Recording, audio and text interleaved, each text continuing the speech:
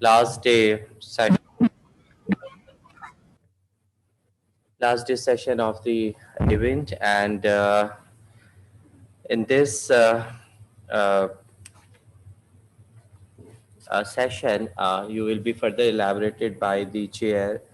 We are going to have a different speaker, which will cover the Islamic part of the halal, and that how and why you need that part if you are going to establish the halal testing laboratory. So for that, I would request to our one of the speakers, uh, Mr. Rana. Sorry, I don't have glasses. So, Mr. Rana Muhammad Awais. Mr. Awais is actually the managing director of Global Halal Service and a very active man in arranging various program related to halal certification and halal certification bodies. So I would request Rana Saab to come and to continue the session. So Rana Saab, please.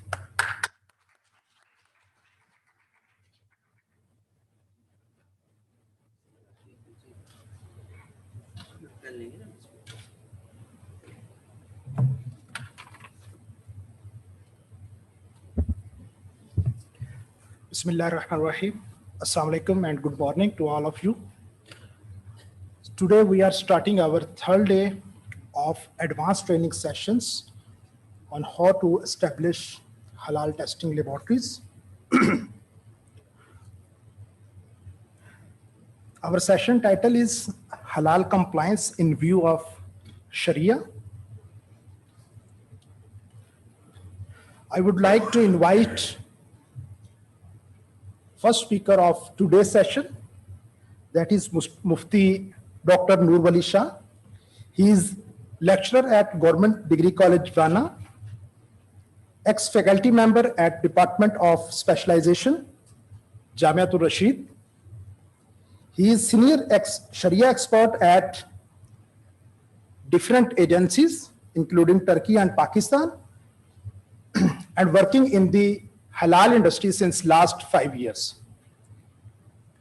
Dr. Noor Wali Shah also participated in many national and international forums and represent the Pakistan and OIC countries. I request Dr. Noor Wali Shah to please come on stage and continue your presentation. Dr. Noor Wali Shah.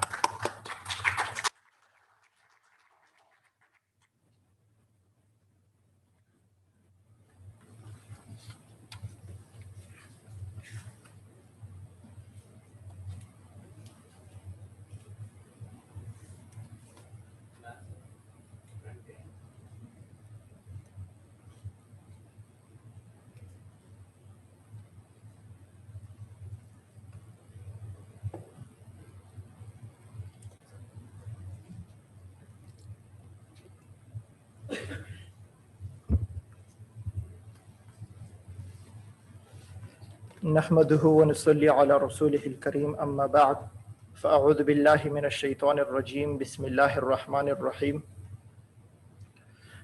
Respected audience and those who are with us from all over the world, today the topic given to me is Sharia responsibilities of a technical expert working in halal industry.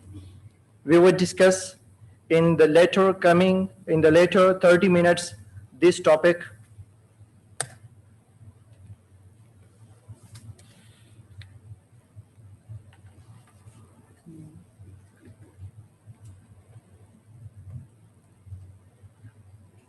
Okay. The time is 30 minutes and we will discuss the topic. The first slide consists on introduction to halal industry. What does this industry means? As you know, you all often are related to halal industry. There is $1 trillion vast industry stretches worldwide. The consumers of halal products are not only Muslims. Even the non-Muslim prefer to use halal products because the halal mark gives assurance of hygiene and food safety as well.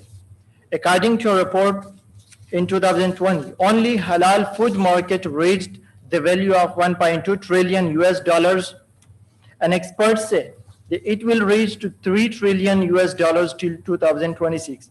It is only with the one segment of this halal industry, and you know that beside the food, cosmetics, pharmaceuticals, and many other industries are also related to halal. Now, this is the industry that consists on the production units, but those production units who are certified by the certification bodies, the today from the halal industry, what I mean is all those the certified plants, the certification bodies, the accreditation bodies, the halal regulatory authorities, these all are the name with the halal industry. And this halal industry, you know, the vital role that is played in this industry is by the certification bodies. They are actually providing and granting certificates to the clients that they can produce halal products, and the product that you have produced is halal. And in that certification body, often the actual role that is played thereby is by technical expert and by Sharia expert. And those people who are related to the halal certifications, often the technical expert means that person who is working with the certification body and providing technical support in the audits, during the audit or after the audit. But according to the today's audience, what I meant from the technical expertise, in any field, there is a technical level of work that requires specialized knowledge and skills. It can be learned through education, experience, or both. So now today, the technical expert, the role that we will discuss of technical expert is related to the certification bodies, accreditation bodies, in the laboratories, or in the certified plants. The technical person that is providing technical support to these bodies, we will discuss that the role and its Sharia status and what is his responsibility in Islam. If we see the role of a technical expert in the certification body, it plays role by three sides. The first is RM evaluator, raw material evaluator. The second is as an auditor and expert. And the third role is after the audit, post-audit. In raw material evaluator, it is he evaluates the raw materials and the ingredients by the following data sheets: MSDS, TDS, COI, SDS, and product specification, material safety data sheet, technical data sheets, certificate of analysis, and safety data sheets. And then when the certification body is auditing any firm, any company, then the technical person is again required to analyze, to see and to observe the raw material stores, RM store, the processing in the production area, the FG store, finished goods store where they are preserved, and then the dispatching. And also when the audit is done, after that, the certification body needs that the technical person again after the post audit, and that is the decision making, when the final decision is made to even to grant a certificate or not. So there in that the decision making in the top management, there we need again a technical person that has not participated, that had not participated before in that audit. And also it plays he plays a role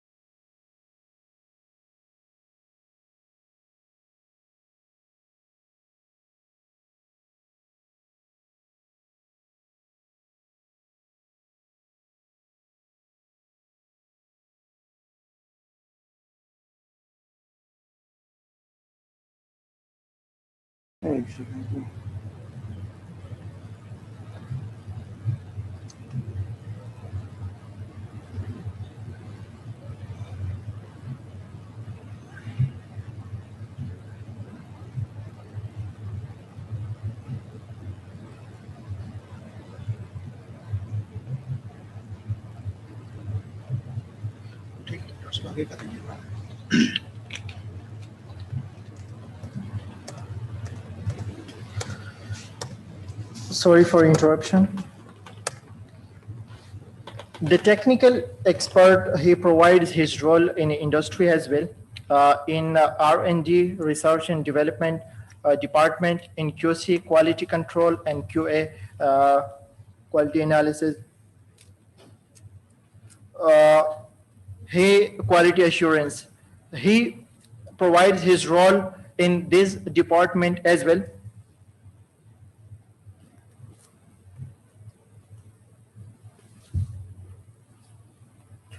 So that is actually the role of a technical expert, and I gave you a glimpse of his role to know that how much that what a vital role does the technical expert play in this industry. Now, technical expertise in the light of Islam, as the today's segment is to view these things in the light of Sharia. What does Islam says about them? What are the rules and regulations and the responsibilities of him according to Islamic point of view? So we will see the technical expertise in the light of Islam. Technical expert and Sharia expert work parallel to each other. They are working parallel to each other. If we see only in the certification body, in a halal certification body, they work both as a supporting each other. And beside that, the certification body, with this technical person, whether working in certification body or in outside in an industry, he also plays a good role and works parallel to Sharia experts. Technical experts support the industry technically and push the economy upward, while the Sharia lead them toward the true path of Islam. If we see the rule and status of these technical experts working in halal, working in an industry, they are fulfilling a great responsibility from the rest of Muslim Ummah as Fard Kifaya. The Fard Kifaya is an obligation on Muslims when some of the Muslims are fulfilling that responsibility, so the remaining wouldn't be asked on the day of judgment. But if no one is ready to fulfill this responsibility, then all Muslims are sinful. So these, the technical expertise, the technical people are a great treasure to us, and they are fulfilling a great responsibility as a Fard Kifaya to us. Link between technical expert and Sharia expert. These, the technical experts, had great values in the time of Prophet Muhammad sallallahu alaihi wasallam as well. The Prophet sallallahu alaihi wasallam used to get suggestions from experts. The Sahaba, they were experts in various fields. The Prophet sallallahu alaihi wasallam used to give them values according to their field of expertise, and he used to get suggestions. And if he find anything suitable, he used to act according as well. Like in Ghazwa Khandaq, the Prophet sallallahu alaihi wasallam, you all know, he adopted the technical suggestion of Salman Farsi radiyallahu anhu to dig the Khandaq to secure the city of Medina. It means that the technical persons were present with us from the very first day of Islam, and their suggestions were given value from that day. Allah Tabarak wa Ta'ala says, هل يستوي الذين يعلمون والذين لا يعلمون? Are those who know equal to those who do not know? And knowledge is different from field to field. One person will be expert in this but not in that, and the second would be expert in that but not in this. So this means that we need to bridge with one another. We need to be in connection. Those the technical experts, they are expert in their own field, but Allah Tabarak wa Ta'ala says for them, فَاسْأَلُوا أَهْلَ الذِّكْرِ إِن كُنْتُمْ لَا تَعْلَمُونَ. And ask the people having the knowledge of the message if you do not know. Beside the other interpretations of this tafsir, If you, the technical persons, if you find any difficulties, if you find any hurdle according to Islam, you can ask the Sharia scholars those questions, and it is his responsibility to guide you, and it is his responsibility to give you your responsibilities, to give you your Islamic responsibilities. Now, it is my responsibility, and we will discuss, it is my Sharia responsibility to give those, to today to deliver the responsibilities of technical experts, that what does Islam say you about your responsibilities.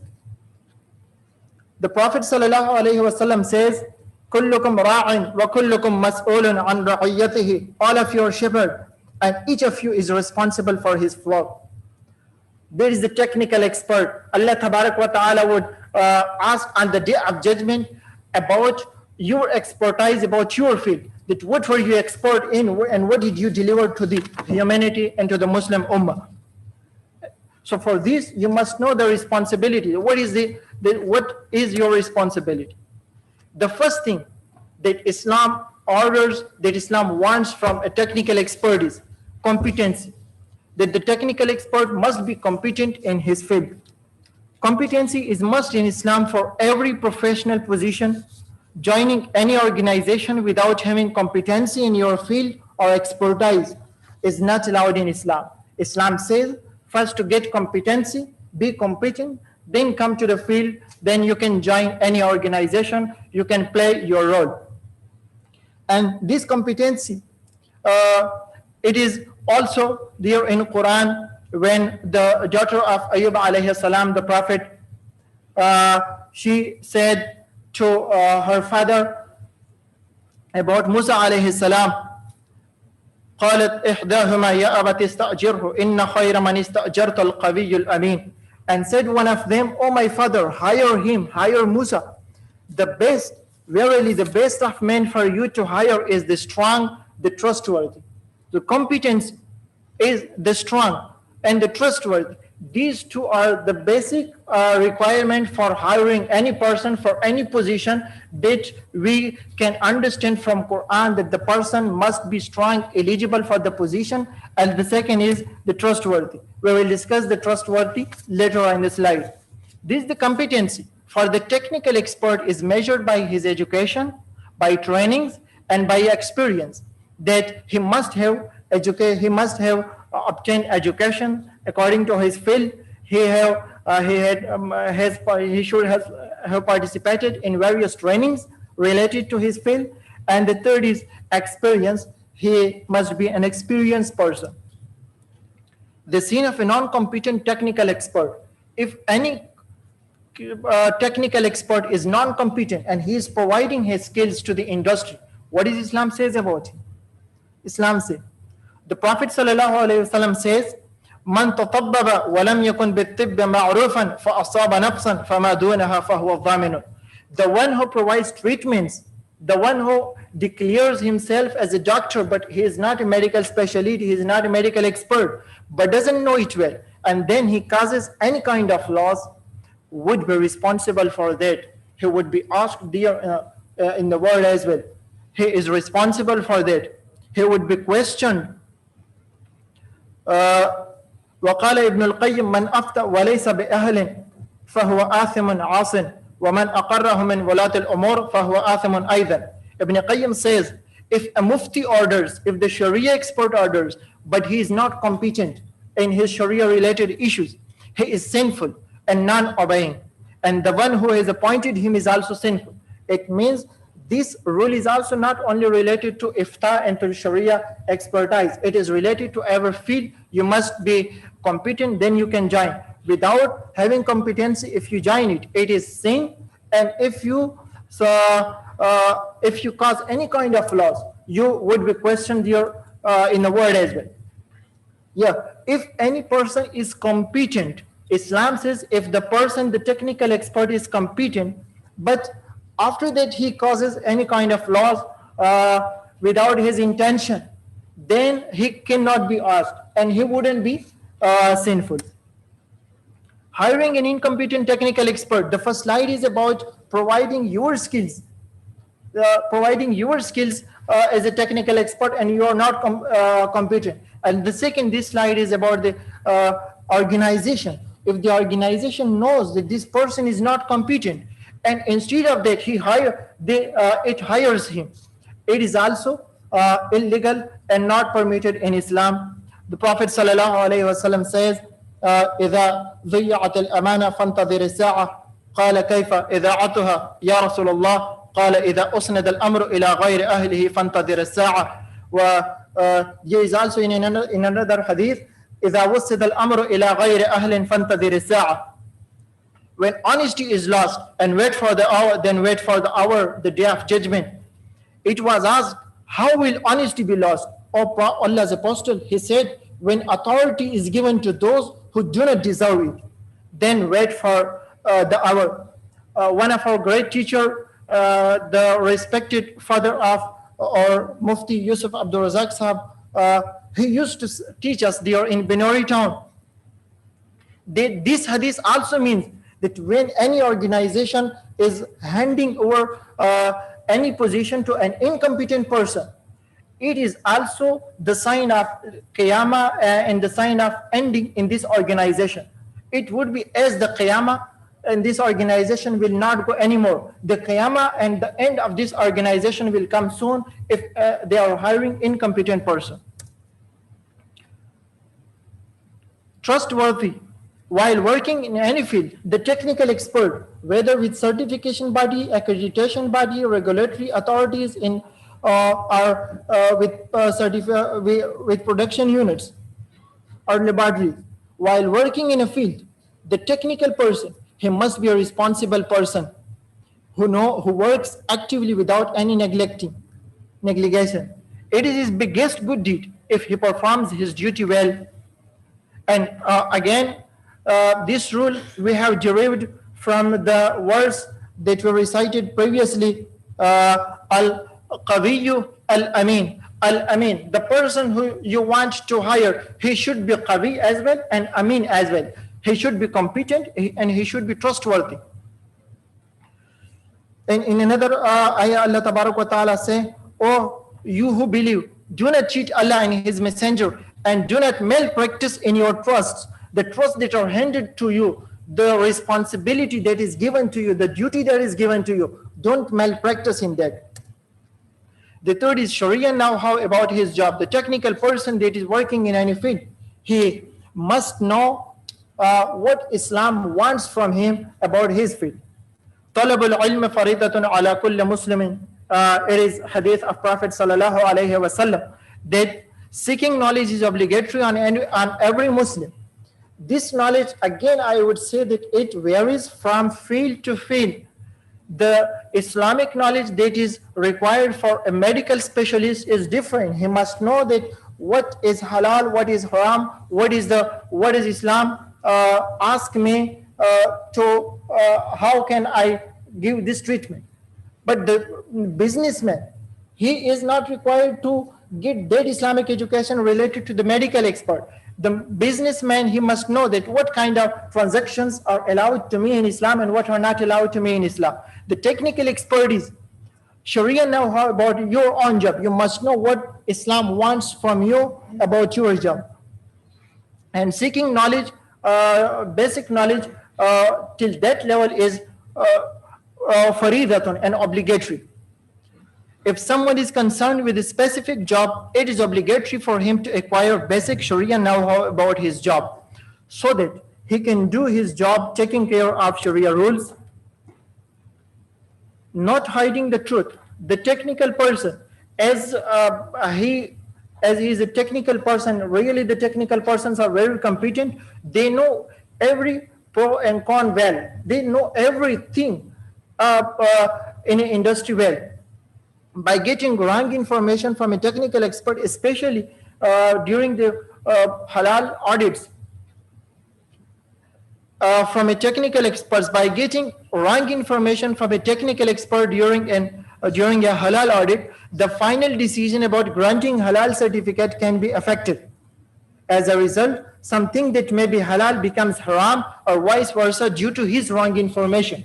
So not hiding the truth is also very important, especially during the halal audits, because you are the technical person, you are competent, you would say, and the remaining will rely on your information. They will make decisions based on your information. So you must be, you should take care about the truth and about the accurate and exact information.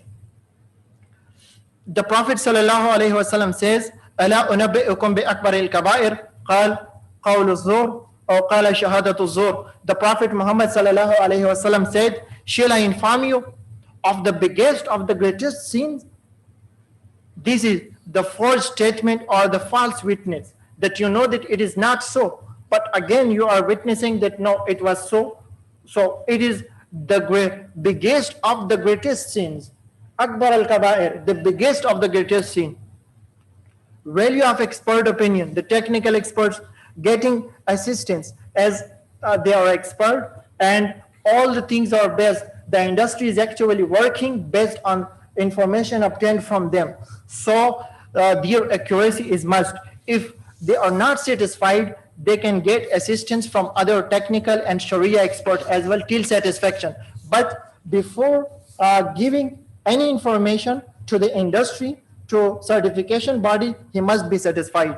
Referring to laboratories for testing samples, if he needs to if he needs that this must be tested first in the laboratory, so he first send it to the laboratory, then make his decision. And joint working on new challenges. He must be in a position to search new challenges faced by Muslim Ummah, by the industry, by the certification bodies, and he must work on those challenges with the cooperation of other experts.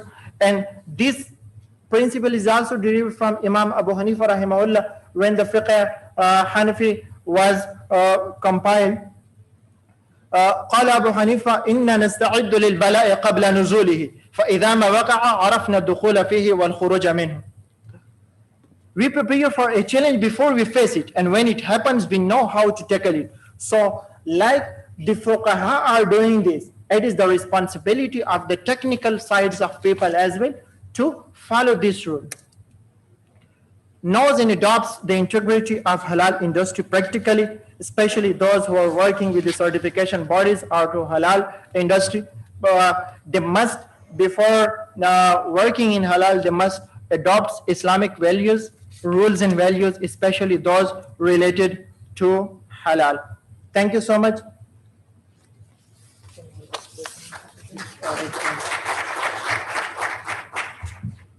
Thank you very much, Dr. Nurwali Shah. This is a time of question answer sessions. If any questions from our online participants or our physical participants, please. Yes, Dr. Sir. Assalamu alaikum. Thank you. Thank you very much for the nice talk. First, you have cited the references of all ahadith and all Quran sayings. That's very nice to see. In most of the talks, it is not be present. Thank you very much for that. Second, what I extracted from your talk is that there are different people in an industry are working. Some are belonging to administration, some are in the finance, some are in the labor, some are technical peoples, right? So what I have extracted is that if everyone is working with honesty, what they are being asked, everybody knows what is their function. So I don't think so there are not any need of the rules. So honesty, I think, is the key for the success of every industry, not only the halal industry. This is my self-extraction. Is it right? If not, please guide. 100% agree. Thank you. Yes.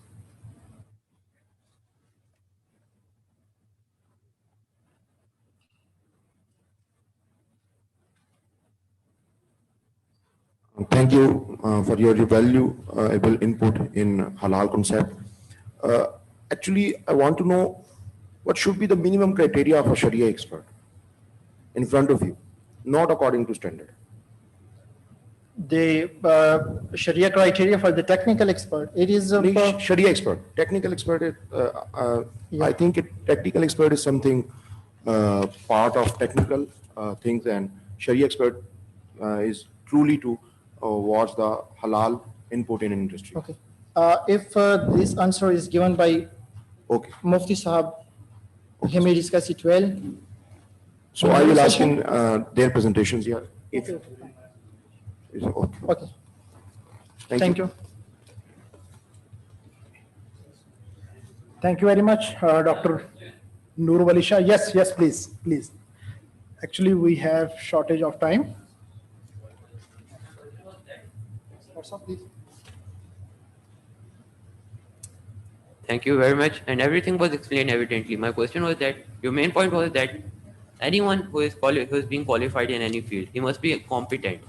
And is it acceptable that one says that I'm not competent, but first I will join the field, and after joining the field, I will become competent and gain knowledge and all this stuff? Is it acceptable? No, actually there is a difference. Of competency, but joining a field as an expert, working with any industry as an expert can be done after getting competency. Before that, you can join any organization with any as an internship. You can join any organization by working, by just observing the things, and after you get the proper competency for that field, you can work as an expert. Joining an organization is something else, and providing your skills as an expert is something else. Thank you. Thank you very much, Dr. Noor Walisha, for your valuable presentation on Sharia responsibilities of technical experts working in halal industry. Now we are moving to our next speaker. He is Mufti Yusuf Abdur Razak Khan, Chief Executive Officer of Sanha Halal Association, Pakistan. He is talking about halal industry and critical ingredients, its Sharia principles and need for halal testing. Mufti Yusuf Abdur Razak Khan is Pakistan's first halal trainer and auditor since 2006. And he got halal trainings from South Africa, Malaysia, Thailand, Pakistan, and Turkey. He is also head of Sharia Research Department of Sanha Halal Associates, Pakistan. Senior member as a Sharia expert, Mufti, Pakistan Halal Standardization Technical Committee, PSQCA, Ministry of Science and Technology, and Vice Chairman of National Standard Development Committee on Halal Products. Mufti Yusuf Abdur Razak Khan participated in many local and international conferences and presented more than 10 halal research papers nationally and internationally. He's also participated in Pakistan Halal Authority bill decision in Parliament and Senate of Pakistan, and member of Federation of Pakistan Chamber of Commerce and Industry Committee, especially on halal. I request to Mufti Yusuf Abdur Razak Khan, please join us on stage and continue your presentation.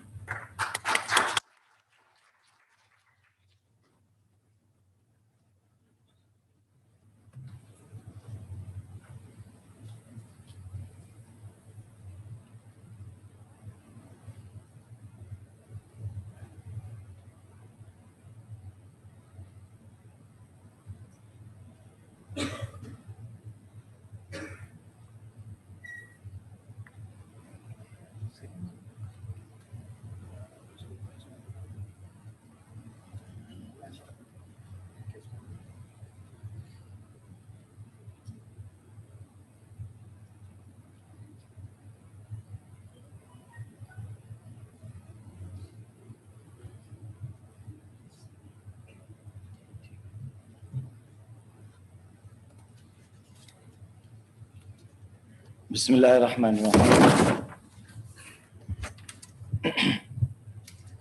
الحمد لله رب العالمين والصلاة والسلام على سيد الأنبياء والمرسلين نبينا محمد وعلى آله وأصحابه أجمعين.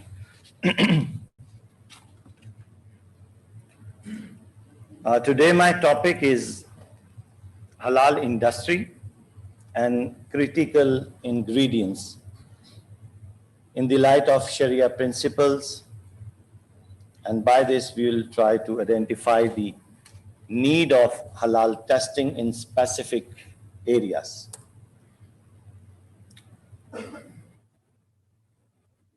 outline is we will talk about the 3 to 4 different areas. First, we will discover the Sharia halal principles for halal and haram. The second, we will explore the industry category wise, and then we will find out the need of different testing methods. And the third area, we will cover how, being a certification body, how we are evaluating any ingredients based on evidence. And the last, we will conclude the session. The principle of halal, according to Sharia, first we need to learn that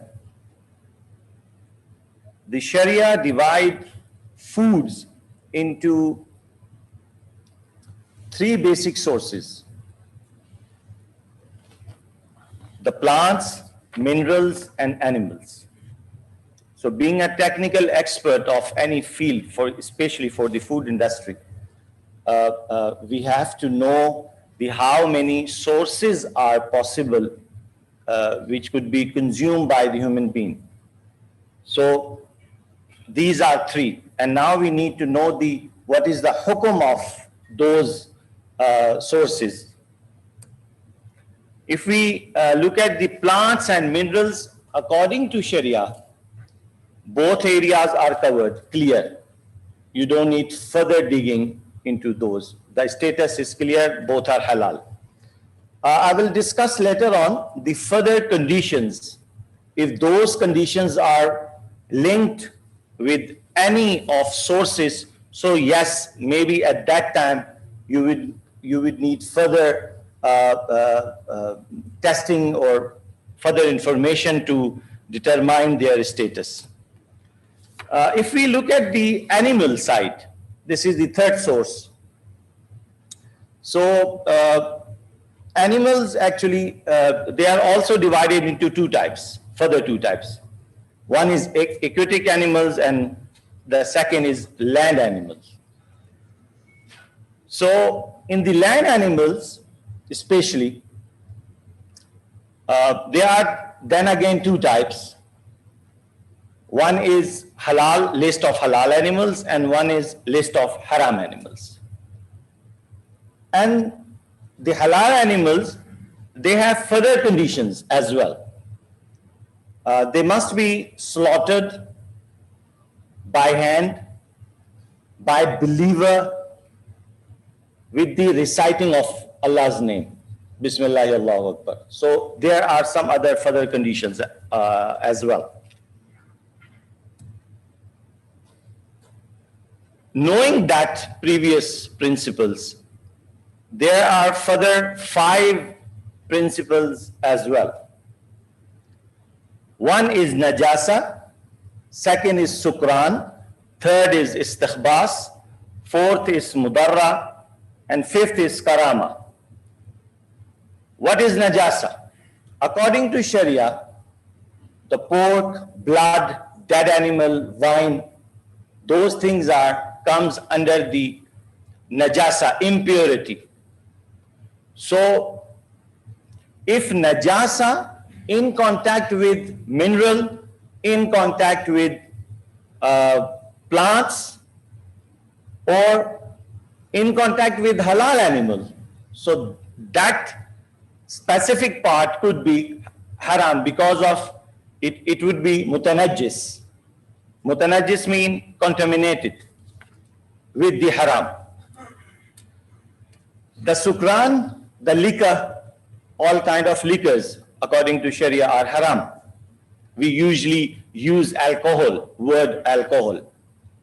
Yes, it is the reason of intoxication. The third one is istikhbas, like insects. According to Islam, insects are haram. We cannot consume insect. Doesn't mean how many proteins you can extract from them. It's from the istikhbas. So we cannot utilize those for as a food source. The muzarra. Yesterday I was lecturing in Islamic University, and that lecture was front of ulama. So I requested them that that particular area actually was not focused, enlightened even from the Sharia experts to the people, that how important muzarra part is. You can see, like, it's equal to najasa. If something is harmful for you, so Sharia strictly order you to stop utilizing that. And that is the reason how big challenge we are facing, especially in our society, regarding the food safety. I will guarantee you, many of us have blood pressure issue right now who are sitting under this roof. We are not having the quality food due to negligence of that harmful part. So that part is also covered by the Sharia. If something is harmful, yes, it has some limits. The harmful doesn't mean that after 40 years something will change. Sharia will not consider after 40 years, because we don't know tomorrow we will alive or not. So, but yes, the immediate reaction, if something has, Sharia will stop you. The karama, this is the very important part. We cannot utilize human being parts for our food. And I will discover that particular area. Recently, one company contacted us, and they were seeking our advice regarding the utilization of human being tears in the food. I don't know why they wanted to use, but they wanted to use. So we told them that it is not allowed in Islam. Okay, so before we examine the ingredients, this is the third area what Sharia guided us to evaluate any ingredient. So this is, you may say, the desi method of identification of any ingredient. The pure desi, if you don't have electricity, or if you don't have advanced labs, so how you can identify? So these are the basic principles. And this is the beauty of Islam. Islam always guided us with the possibilities which are easily available without any advancements. For example, if I don't have electricity, I cannot perform any test because somehow I need a power. But Islam cannot stop. Islam cannot depend on your electricity, because it was 14 years before and it will till the Qiyamah.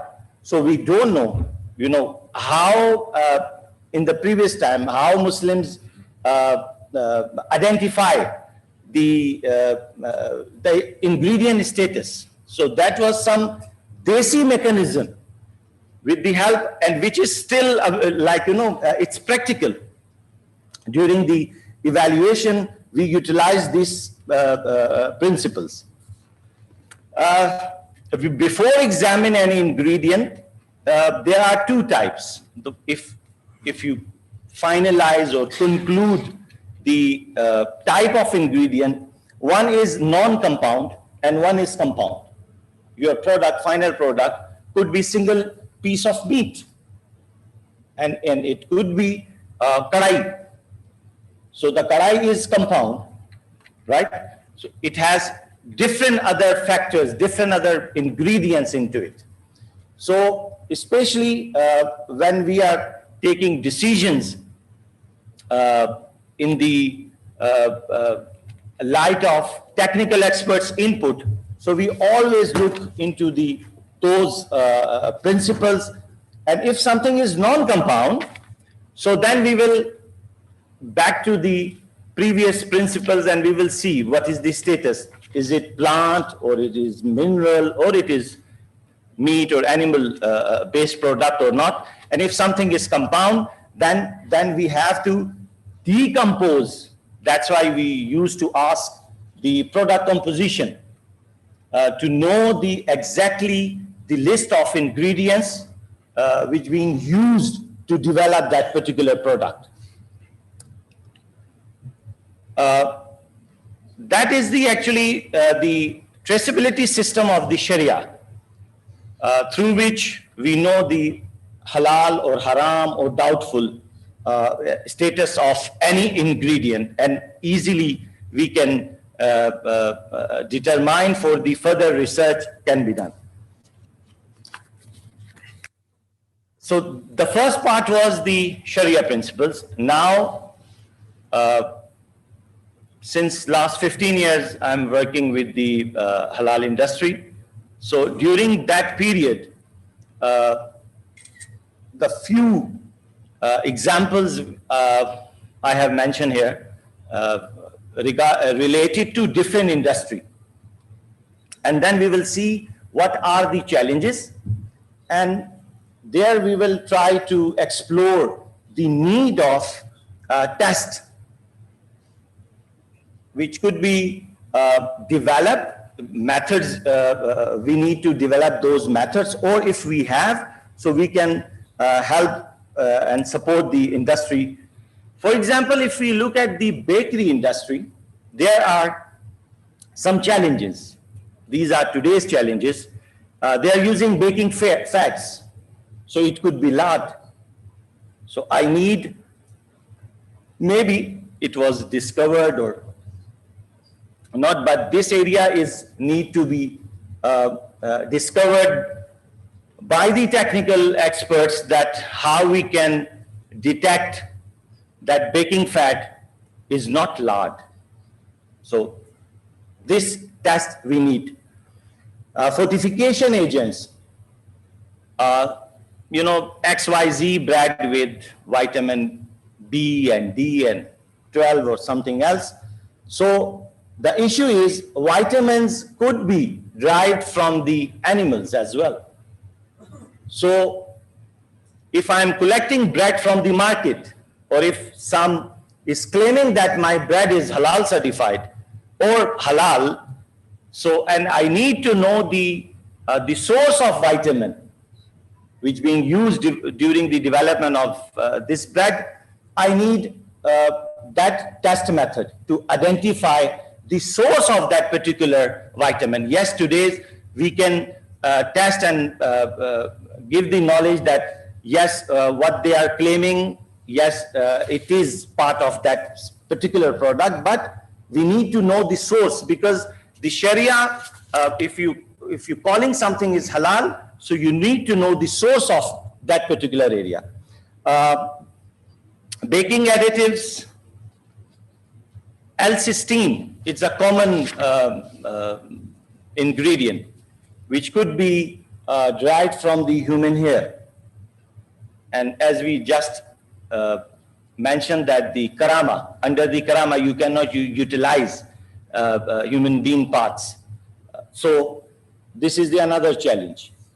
We need to, that is the particular area where technical experts should work and find out the methods to identify the L-cysteine source, not only L-cysteine.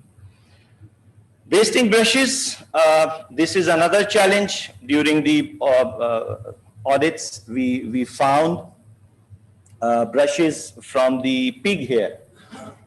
So the pig is always najis.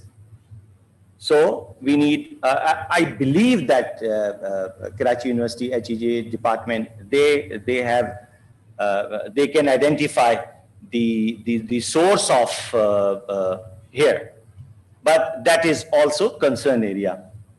Pen grease, this is also, could be lard. Eggs, eggs are halal, chicken is halal. So what is the issue? The issue is the impurities, which could be as a part of blood dot inside the yolk. So the blood is najis. So the challenge is, if company who is providing egg liquid to the industry, they will use halal control points. But till today, I don't have any, maybe I don't know about that particular test. With the help of that, you can identify the 5 or 10 kg packet liquid to the, if you can identify the blood contamination, is that there or not, we don't know. Yes, we can identify the halal control points, and by the help of them, then we can assume that, yeah, it is, does not contain any blood area. Flavoring, the fatty acids and the khamar is also part of it. These are few pictures.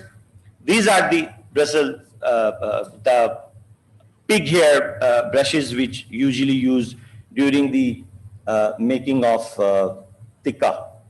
But till today in Pakistan, I didn't find this source, because those, this picture was collected during my South Africa visit.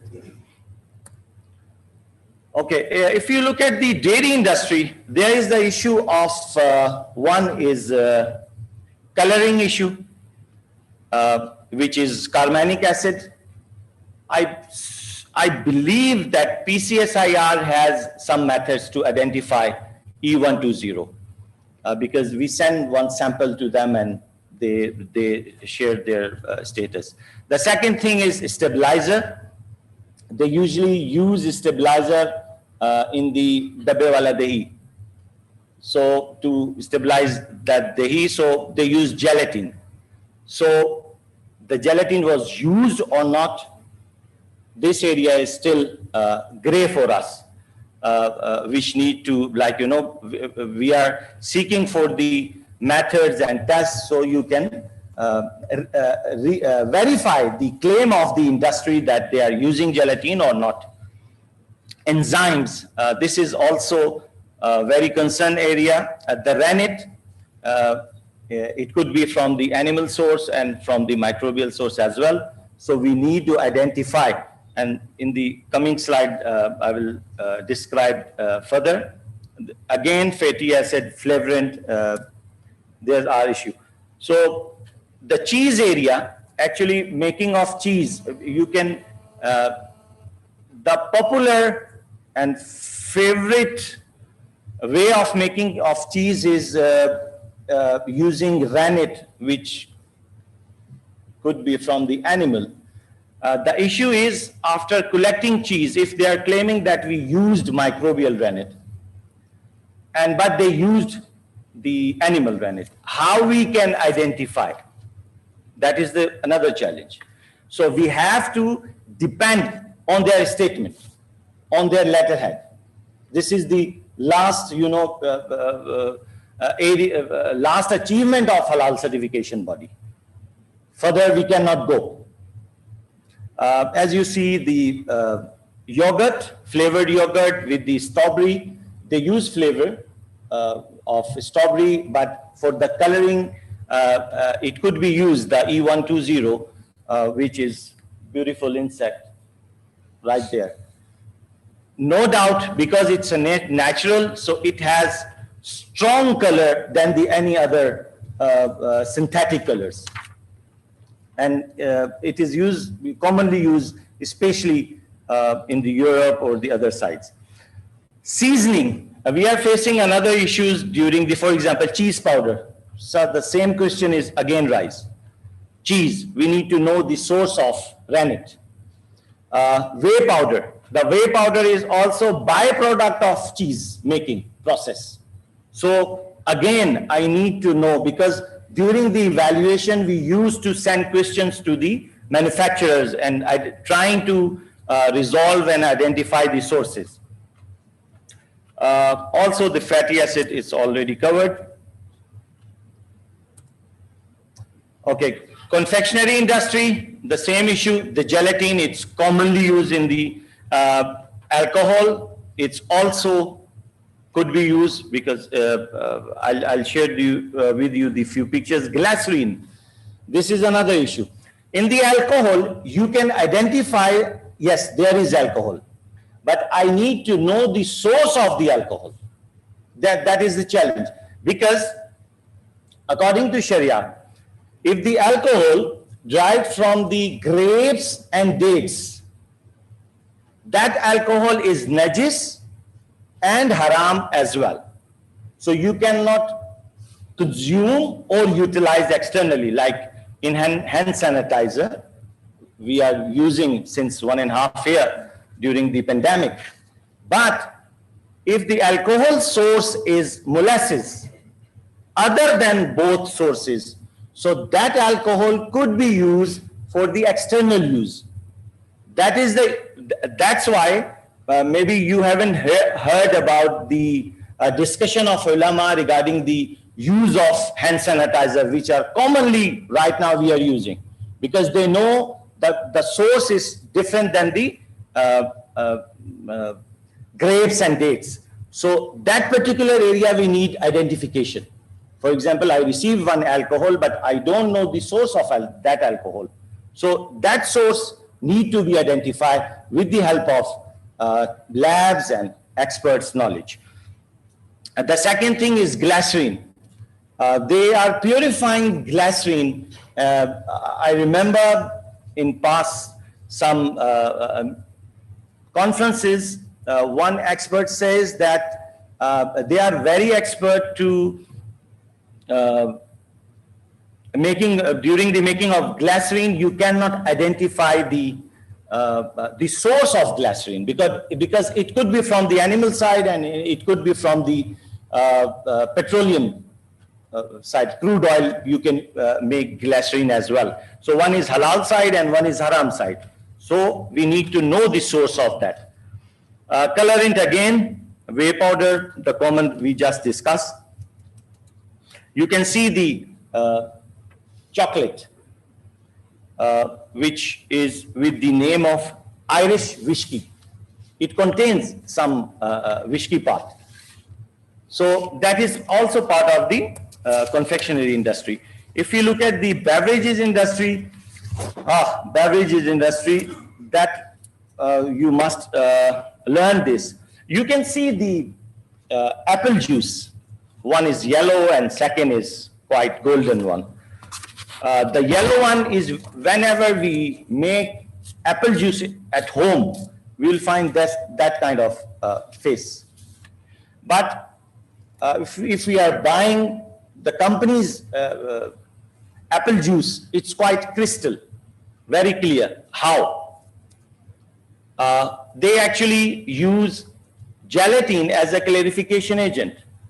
And it happened recently, one company, they applied for the juice halal certification, and we found, and we know that particular area. So we asked them regarding the apple concentrate, we need further information. So they said, yes, we are importing from the one neighbor country, and we will collect halal certificate for you. And they collected halal certificate, and that manufacturer, he accepted, he said, yes, we are using gelatin as a clarification agent. And then we asked for the source of gelatin. They shared with us the halal certificate. And then we sent that halal certificate to the organization which issued that certificate, and then they refused. They said, sorry, we did not issue that. No, this is the cheating or fake statement from our side. So then we strictly stop them, and then they change their manufacturer, supplier from the neighbor country to the Islamabad company, and now they are buying from them. But this is the also particular area. So after making this final juice, I need to know the previous activities. Are there any traces of gelatin or not? And that gelatin was from the halal side or not? That is the also gray area. The same thing with the hospitality industry. Chicken, may Allah rewards Dr. Musharraf, who developed the method of detecting haram and maita meat stuff. So these are also concern areas. You can see those products which contain the white wine or red wine, different things. The last one is the packaging. Packaging, usually we consider that plastic se kya lena dena hai? What is the relation halal and haram with the polymer? But yes, we have some lena dena with the polymer, because during the development of that polymer, if you look at this bottle and open it, you will feel some softness. That softness comes from the tallow side. Then tallow is the charbi of janwar. Yes, you can search the tallow. During the evaluation, we found that the plastic dana industry, they are adding some tallow part, 5 ppm, not higher, 5 ppm. They are adding tallow 5 ppm during the making of that dana. So it could help them because, you know, the company, they have ordered to make more than 1 million per day. So they cannot use, like, you know, in the dye, they cannot spray and each time. So they added some, what do you call, chicken eye?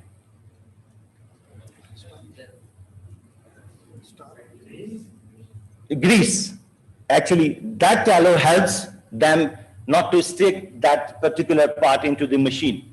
So they can build easily, you know, they can develop, fulfill your orders daily basis. So it is also helpful. And the last thing is the charcoal carbon black. It could be from the bone side. When you are making black ink, they use around 13% of that black material. And with the black ink, we are printing a newspaper, we are printing Quran as well. But we don't know the source of that black carbon. If they are using that source, so we need to know the, with the help of test, we need to know the source of that carbon black or the charcoal, because it could be from the pig bones, and the pig always is najis. The pig is package of full najis. So even you cannot play with it. You have to wash your hands. The same thing is with the color as well. If you allow me 1 minute. Jazakumullah.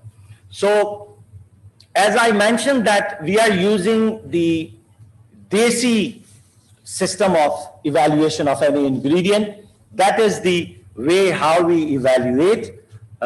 If we don't have, or if those tests are not available, so this is the alternate way actually. We usually send one Excel sheet to the manufacturer. They have to fulfill the raw material name, supplier code, supplier contact detail, manufacturer and his detail. They provided us these details. It helps during the audit as well. And if you can see the status and remarks over technical evaluation department actually, when they are evaluating those ingredients, they put some, they give us some feedback if they need further information or if something is okay. And then the Sharia side, we give some status, halal, haram, or approved, different terms we are using. During the evaluation, we would need halal certificate, MSDS, TDS, CUA, and if his company is not providing you, or if they don't have that particular data, so we usually send them one questionnaire. It has 15 or 20 questions. So by the help of those questions, we are trying to identify that is this ingredient suitable for vegetarian or not? Does it contain any animal source or not? So with the help of that, we are trying to identify. These are 3-4 case studies. Barbecue flavor. With the help of MSDS, we found it contains cheese powder. And we asked them to share the source of rennet, and they said, yes, we are using animal rennet and it is not halal certified. So that flavor was rejected. Second is cheese flavor. It was containing chicken powder. See, what is the relation between cheese and chicken? But chicken powder they were using as an enhancer. So it was also rejected. Smoke flavor. During the evaluation of that flavor, we found the evaluation was based on 4 A4 pages. And there was one specific code, and we went into it, and we found another 1.5 page formulation. And by this another code, when we went into it, then we found there was some meat extraction for the smoke flavor. Just think about it, smoke during the making of badi Eid ke tikke, and we smell some, the beautiful aroma of smoke. So they somehow utilized it. The last one is polymer, as I mentioned. The conclusion is actually the nature of this world is everyone is depending on the other. Nobody can survive without any other help. So that is, this particular field is totally depending on the Sharia side, because Sharia will tell you what is halal and what is haram, and then you will go for it to identify. So the Sharia expert and the technical expert, they are basic, you may say, pillars of the halal industry, and they must be collaborate with each other. I'm the example front of you. I don't have any food science background, but I learn from the experts of my organization. I learn a lot from Dr. Musharraf. I learn a lot from Dr. Shakil. So and they also learn Sharia from us. So that is the beauty of today's halal industry, that both technical experts can learn from each other, and with the help, if you have good understanding, your research will be more strong, inshallah. So, Jazakumullahu khair. Any further question, I'm available.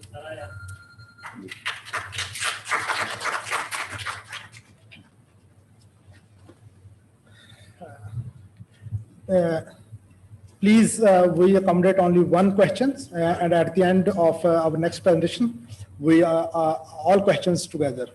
Thanks for very informative discussion. Since last few years, there is a debate that our poultry meat, broiler, poultry birds are being reared on the feed that is being manufactured from some sources, for example, blood meal, meat meal, and these things are haram. And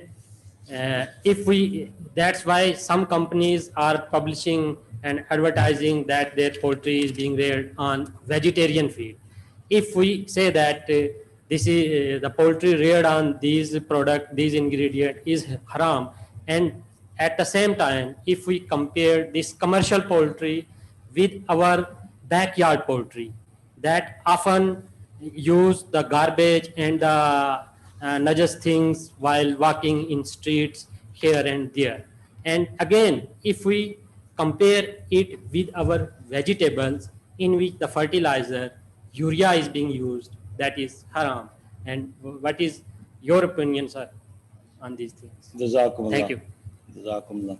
The principle of Sharia, actually, we need to understand one thing. If we are claiming something with the name of Sharia, so we need the evidence from the Sharia side. The second thing, if something I don't like or I feel that it's not suitable for me, this is another part, but I cannot utilize the Sharia name. According to Sharia, halal and haram is for human being and jinn. We two makhluk of Allah are the Sharia orders are applying on us, not on the animal. So they are free from halal and haram. This is the first basic criteria. Mufti Arif is here. The next slide is his. So he wrote the whole book, maybe more than 200 pages book, where he discovered and explained the Sharia perspective regarding the animal feed. So first thing is, if they are eating anything, they are not bound to follow the Sharia rules. The first thing. So that's why the half answer of your question, yes, chicken can eat whatever its need. The second thing, being a human being, we cannot provide them haram food. It can eat, but I cannot provide because I'm the responsible. The second part. The third thing is, we have done our own research.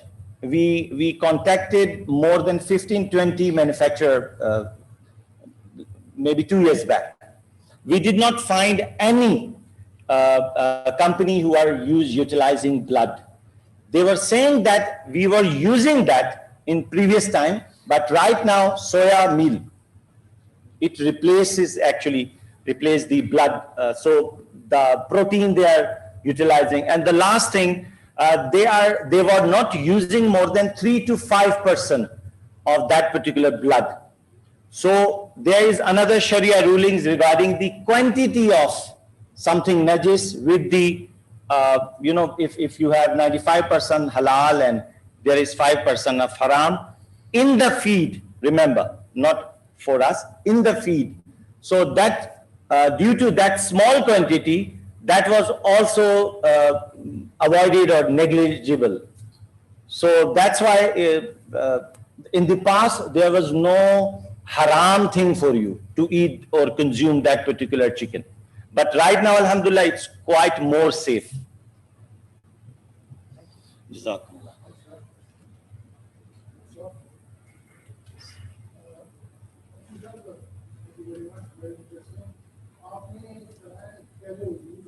Yes.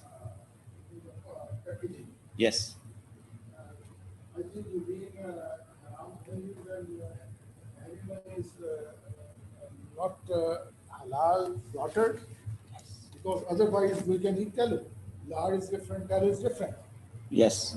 So when you say tallow can be objectionable, that means you are referring to slaughter after animal. Is it? Absolutely. During one conference, I met with the one Pakistani guy who went to Germany and he spent 1 week or 10 days, and he asked their host that I would need halal food. He said, chicken, halal. He said, yes, I need chicken, but halal. He said, okay, come. And, he ate around 1 week that chicken. And the 8th or 9th day, he further asked him was that chicken halal slaughter? He said, what is slaughtering? He said, you were saying that chicken. He said, yes, the chicken is halal.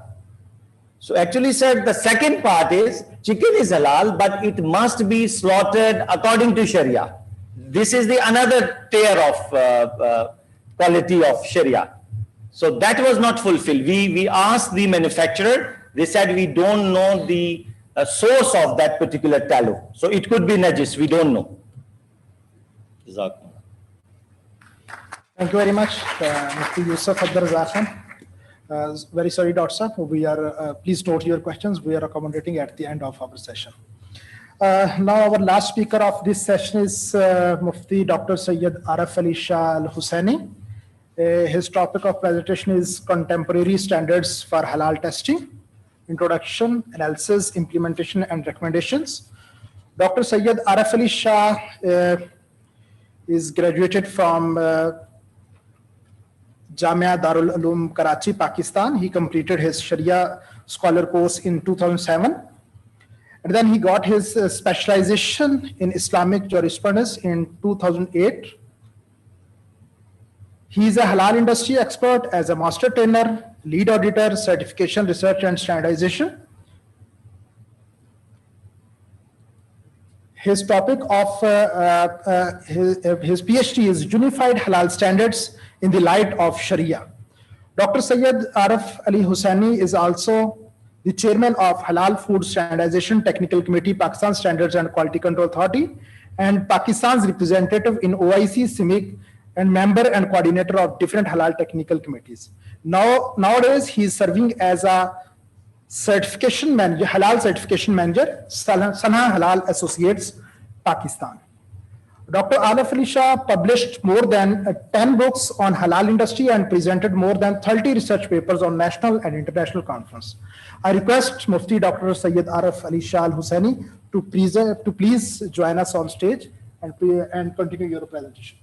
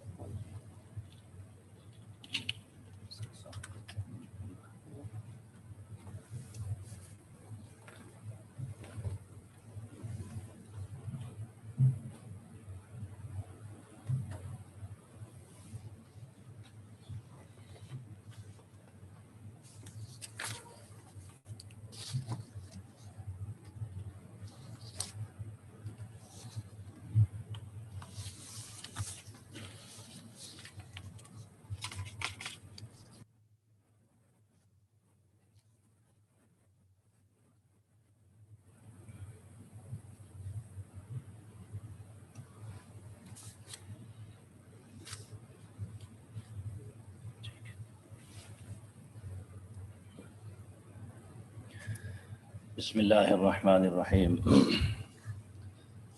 وصلى الله على النبي الكريم سبحانك لا علم لنا إلا ما علمتنا إنك أنت العليم الحكيم رب اشرح لي صدري ويسر لي أمري واحلل عقدة من لساني يفقه قولي. First of all, I am very grateful and thankful to the organizers for inviting me to this wonderful session for the very first time in Pakistan.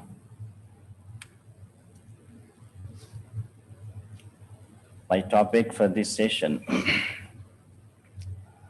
is Contemporary Standards for Halal Testing, Introduction, Analysis, Implementation, and Recommendations.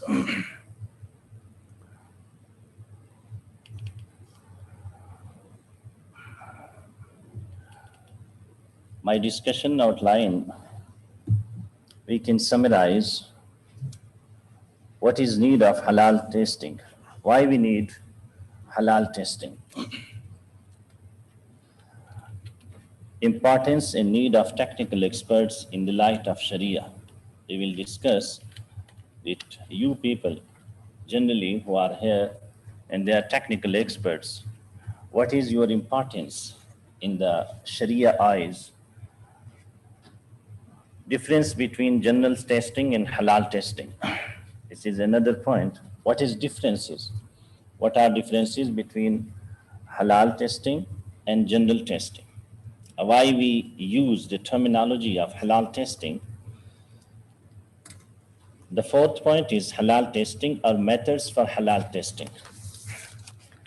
When we use the word halal testing, is it right to use or we should use the methods for halal testing? Is there actually any halal test exists or not? The fifth point is conformity assessment and halal testing.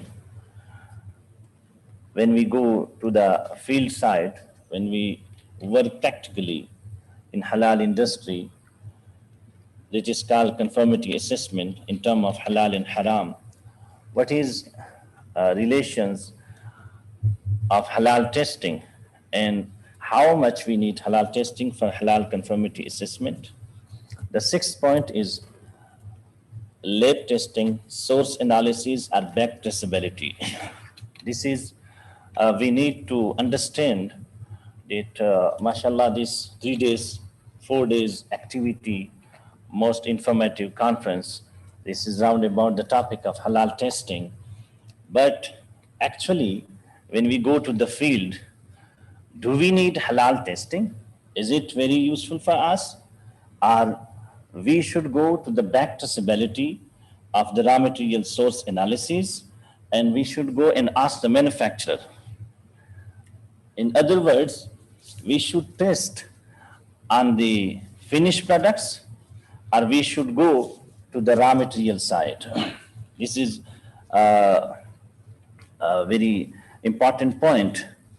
And I think for the last 10 years, in this field, I think this is some kind of misunderstanding and misconception that first of all, if you go, if you say this is halal certified or we are doing halal certification, they immediately ask you, do you have any testing lab? Do you have any testing facilities for halal conformity assessment? So this question should be also analyzed, that where should we go, to the halal lab testing or to the raw material analysis and back traceability? What are the practical areas of halal testing in halal food management system or halal management system? Halal testing report in the light of Sharia. When some of technical experts, they prepare and conclude the testing report, what is Sharia status of this report? Should I rely, I can build my Sharia opinion based on this halal testing report, or I need something more? So what is the actual Sharia status of halal testing report? Competence criteria for halal testing lab personnel and contemporary standards for halal testing.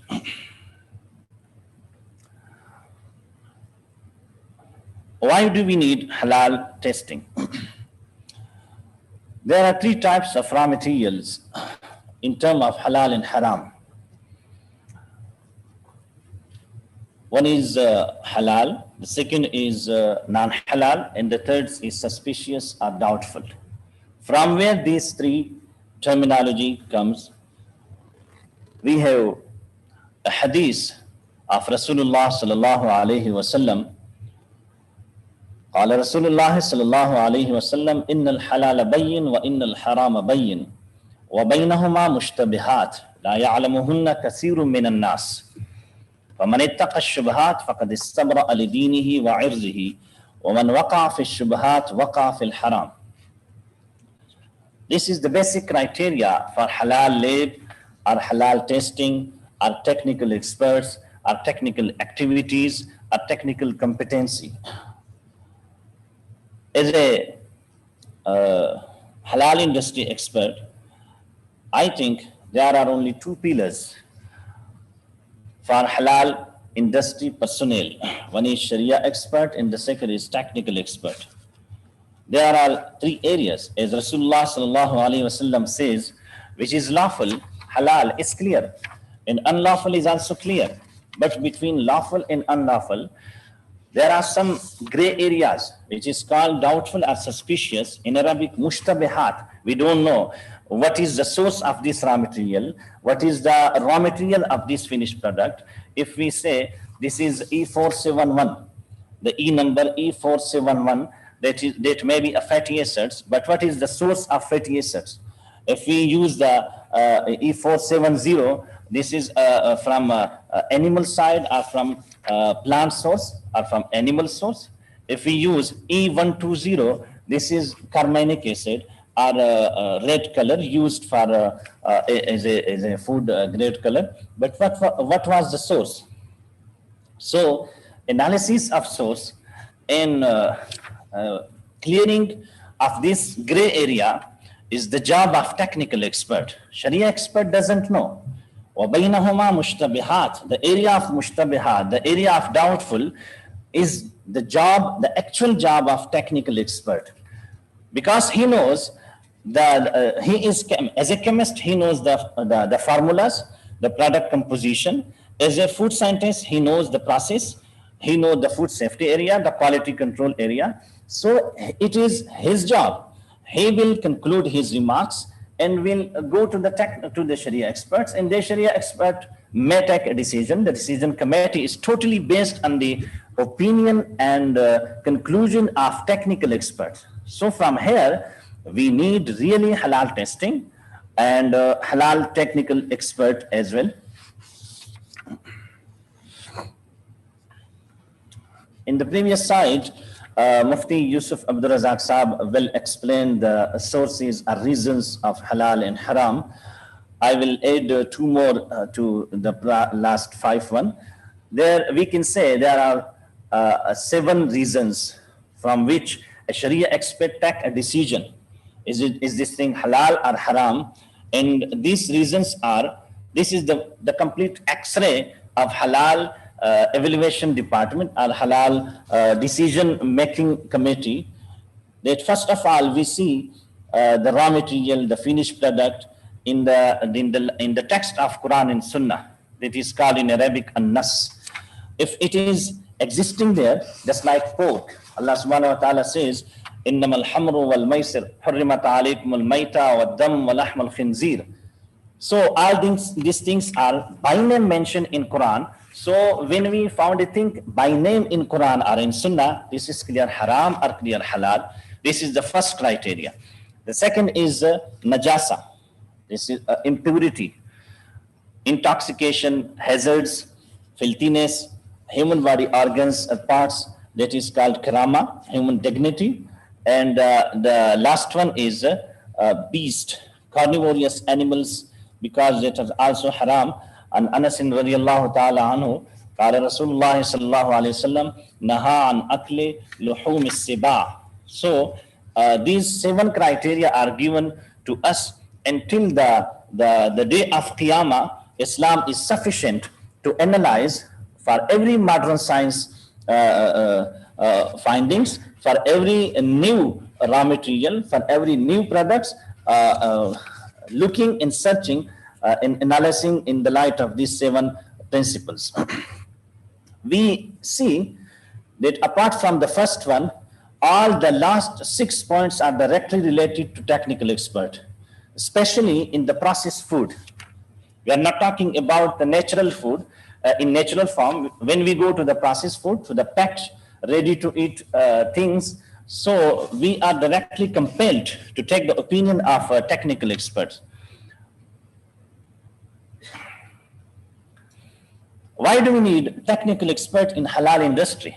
I'm just talking about your position, your technical expert position in halal industry and specifically in Sharia. This is Sharia principle that without taking the expert opinion, I cannot issue fatwa. My fatwa, specifically in technical field, is totally based on the opinion of technical expert. He will give me a direction, and then Sharia expert will explain, is it halal or haram, or this is the Sharia status of this particular thing.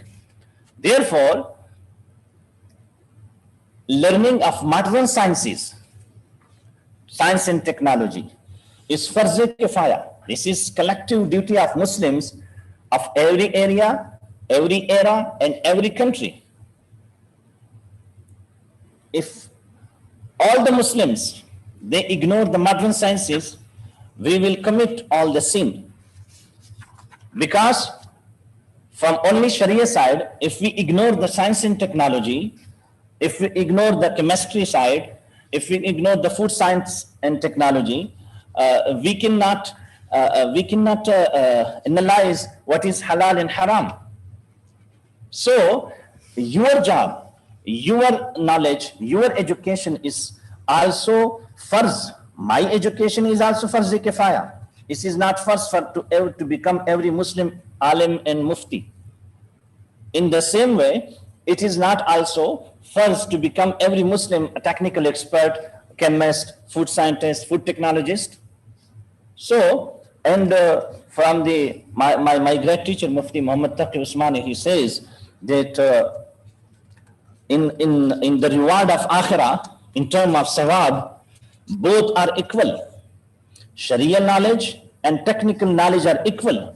If both are learned and taken for the sake of Allah subhanahu wa ta'ala, if there is ikhlas, if there is the niyyah, so you will also be given great reward in akhirah. If you seek this technical knowledge for the benefit of Muslim ummah, and if you use this for the halal industry side, so the importance of your technical side is equal to the importance of Sharia and Mufti side.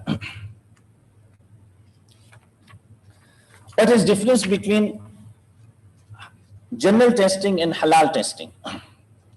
There are too much labs, testing facilities, and testing types. But when we come to particular to the area of halal testing, what is the difference? Why we say this is halal testing lab and this is general testing lab? As a Sharia expert, from Sharia point of view, what are differences between these two types of testing? So, in the light of ISO 17025, clause number 8.7, when you analyze the data, analyze the technical side, the results, and you come to the conclusion of your testing activity, you will give your statement. You can compile your report in two ways. If this is only compilation of results and development of analytical test report, this is simple testing. We cannot entitle this testing as a halal test. And this side can be performed by non-Muslims. Everyone can perform this activity, even he is Muslim or non-Muslim, because simple analysis of data, analysis of result, compilation of analytical test report is not a Sharia requirement. This is general in common sense, and everyone can perform this one. But when we come to the halal testing report, and we entitle any testing facility as a halal testing lab, so there we need some things more. What are the additional requirements of Sharia?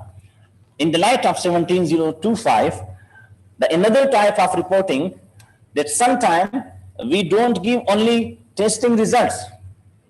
We give, along with testing result, there is also some opinions and interpretation of halal, or this particular testing thing are expressed. And the second thing, is there any conformity assessment statement with report or not? If we have conformity assessment report statement with the report, this is a sensitive area. So in this term, when you go to the halal lab, or halal PCSIR, HEJ, ICCBS, everywhere when you go to and you ask them, you request them, please check this gelatin. This is from bovine source or from porcine source. So just detecting the source is the first one. Here we don't need a Muslim personnel. But when we come to the statement, please give us, is it halal gelatin or is it haram gelatin? Here the responsibility increase. And in this term, the Sharia says that conformity assessment statement of halal and haram is another part of Sharia we will discuss about in the second last slide. This is called shahada, testimony. And when we come to the testimony side, a Muslim is a basic requirement for the matters of halal and haram. So if you work in general testing facility, your responsibility is not too much. But if you work in halal testing facility and you give the statement of conformity assessment in terms of halal and haram, so your responsibility will be more than the first one. And here we need a Muslim personnel. Therefore, in OIC CIMIC 35 2020, we have this clause that in that term the statement giving personnel must be a Muslim.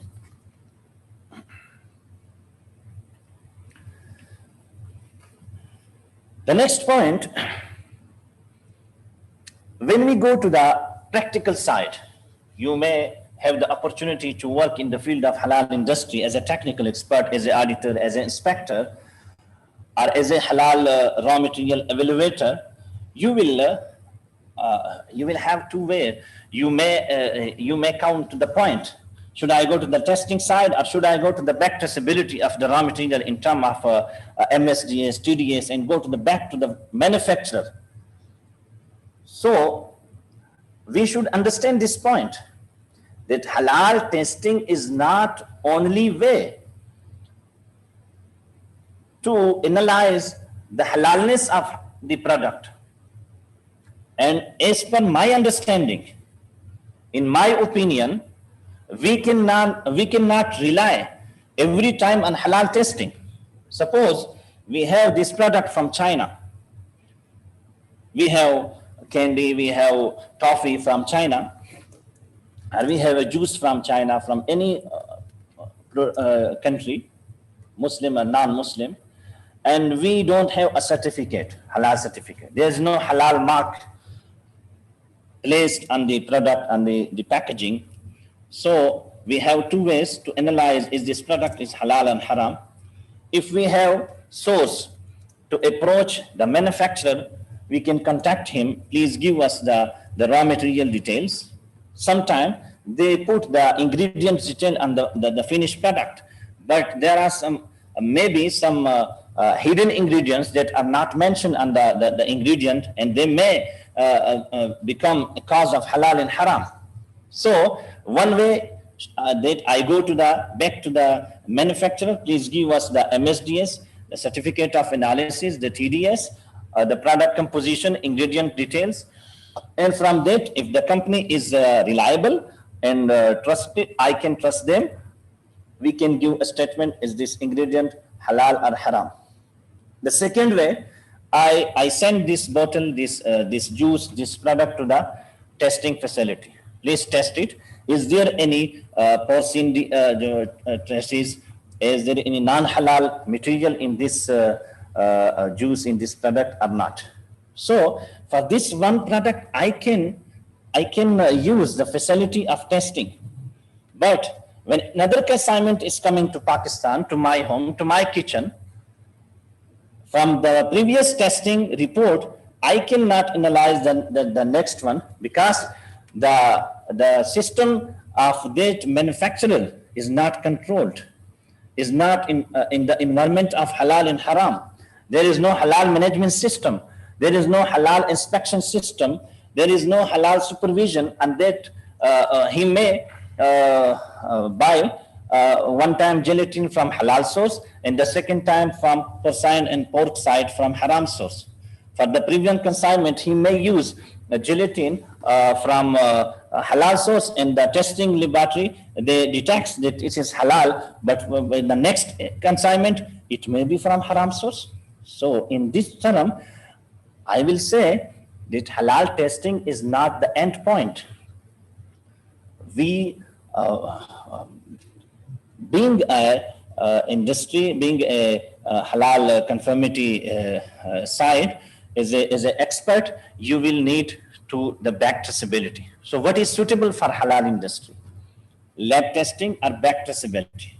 In my opinion, in general situation, back traceability to the source of material from manufacturer side is more suitable than the halal testing. But if we have no way, the manufacturer is not cooperating, he is not responding me. He is not disclosing his formulas, his product composition. He may be some confidential side of their products, and then we can go to the testing side.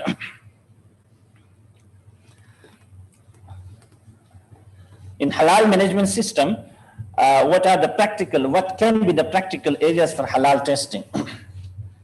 First of all, raw material, source analysis, their safety, their source, packaging material, as Mufti Yusuf Saab described in detail, R&D, QC, QA, sample retention, FG, their safety, their quality control, shelf life study, validation, verification, validation of methods, machinery and utensils, the processing aids. I will give a short example.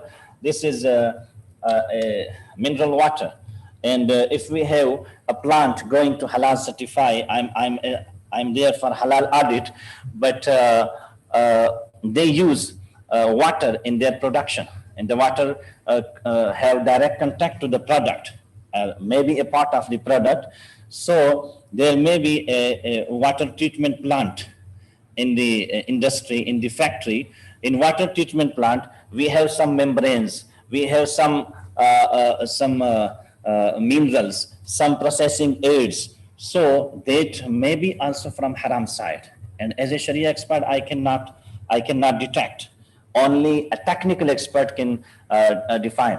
The whole plant will be halal, from halal source, but only the water treatment plant may use the membranes from animal source, the carbons from animal source, from a non-halal source, and the product will become non-halal because of contamination. So try to understand your importance, your need in halal industry. Yes. What is halal testing report in the light of Sharia? In halal testing, when opinion and interpretation on halal are expressed, it belongs to Diyana in Sharia, and this report is Shahada, testimony for halal. Therefore, apart from other competency requirements, the reporting authorized personnel must Muslims. This is the basic requirement. Therefore, a lab testing report, MSDS issued by non-Muslim, they cannot give the statement of halal and haram. If I have an ingredient, I have raw material from China, and they send me a technical documents, and in the last they say this is halal. So this statement is not, they are not eligible to give the statement of halal and haram. And as a technical expert, we respect the opinions of non-Muslims. We will learn technical expertise from non-Muslims, because they have, mashallah, great efforts for this modern sciences. But this is our Sharia requirement, that halal and haram is pure Sharia matter. This is directly connected to our religion. This is a divine duty. So therefore, we cannot ignore that side. And these are some boundaries taken from Quran. In Quran, Allah subhanahu wa ta'ala says, لَن يَجْعَلَ اللَّهُ لِلْكَافِرِينَ عَلَى الْمُؤْمِنِينَ سَبِيلًا. In the matters of halal and haram, the non-Muslim is not eligible. So this is the chronic criteria. This is our fundamental requirement. We should respect their knowledge. They should respect our religion. There is no any, you can say, differences or any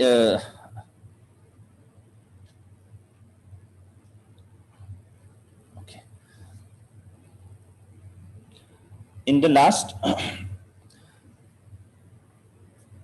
contemporary standards for halal testing.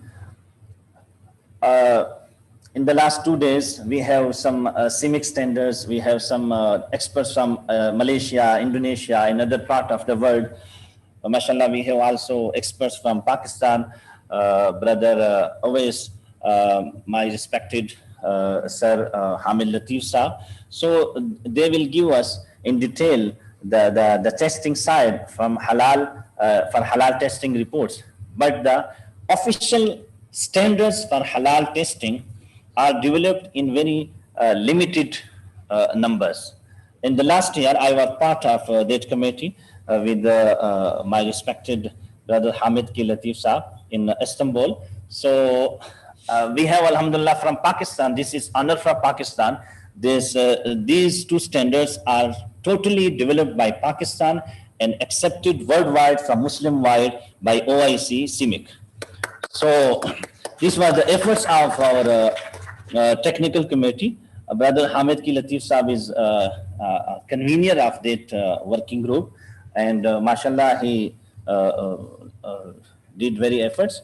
Our another colleagues, Mufti Fazlur Rahim Saab, he was also part of this committee.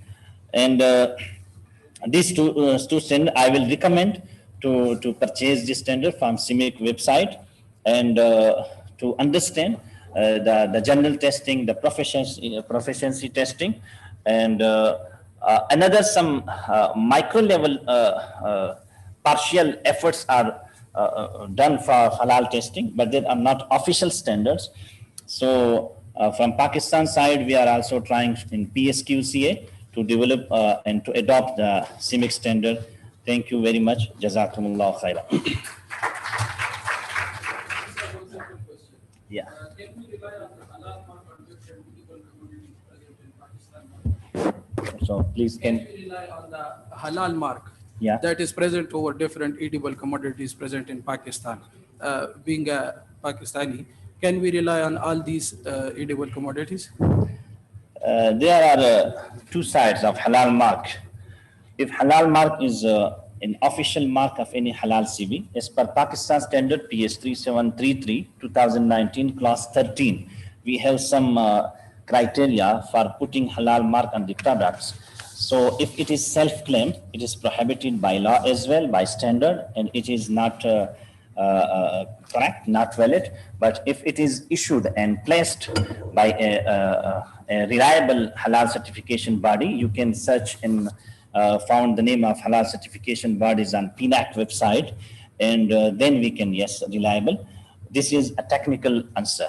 But as a Sharia expert, if we found something local product of Pakistan, manufactured locally in Pakistan, and a Muslim company, Muslim manufacturer have put the logo of halal, then yes, we can use, but this is the very minimum criteria.